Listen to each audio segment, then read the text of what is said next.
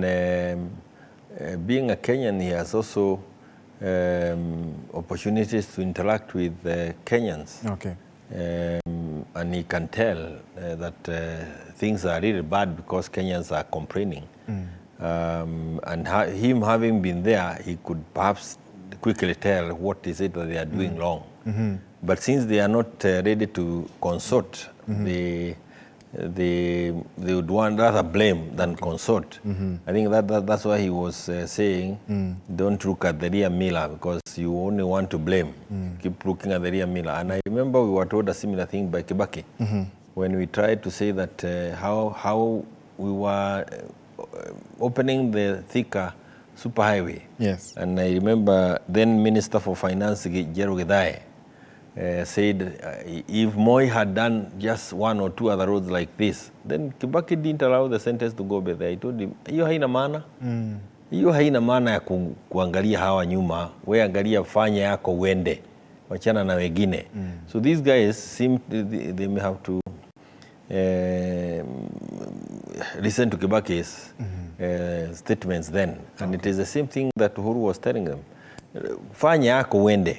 Kenyans will be there to say whether there is anything useful you did or not. And like you saw in Kipipiri, you saw it in Nyeri, Kenyans are now very keen to see, to hear Uhuru, because without doubt, in those 2 years, you can actually see what he did, how he did it, where the country was going, and comparing it with where we are today, without doubt, we are not even kuangalia nyuma. It's like we engaged the reverse gear on every of the areas. When you have roads that are not under construction, when you can see the amount of borrowing that has been done now, within the short while these people have been in power, the amount of money that we have borrowed, the level of wastage, doing 50 trips within less than a year, 50 trips.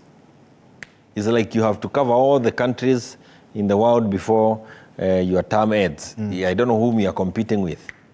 I mean, it's unbelievable. Doing tea, July to September, 2.2 billion shillings, State House.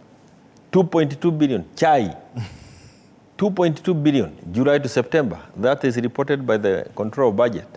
Renovations, while we are struggling with everything else, renovation at State House, 700 billion shillings.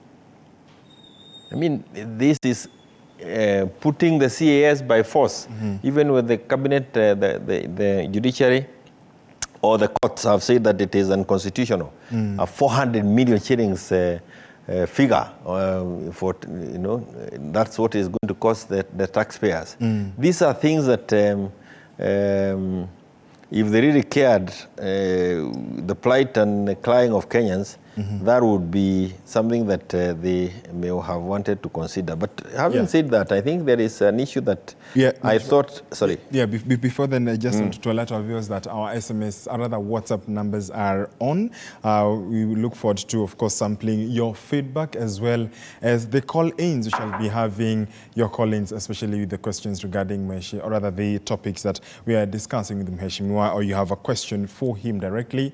As our WhatsApp number is on, as well as the lines will be open in a short while so that we engage you and get to hear from you regarding the issues, the topics of discussion tonight. The numbers are on your screen: 0793 267 279. Go ahead and channel your feedback that direction. But before that, Mheshimiwa, you were speaking about another issue as well as, you know, looking at the discussions you're seeing in Naivasha. Yes. There is one particular issue that you are concerned is not going on. Yes, and this is the one of the IEBC. Yes. And I know that what was in the minds of many, perhaps even our statements when we are talking about the IEBC, was opening of the servers. But even if you are to park that, because at one point the servers will be open, whether you are in power or not in power, they will be opened. Yes. And you'll get to know what transpired from even 2013, 2017, all through. Those servers will be opened and they will find the truth. There is the issue of an IEBC without commissioners. Okay.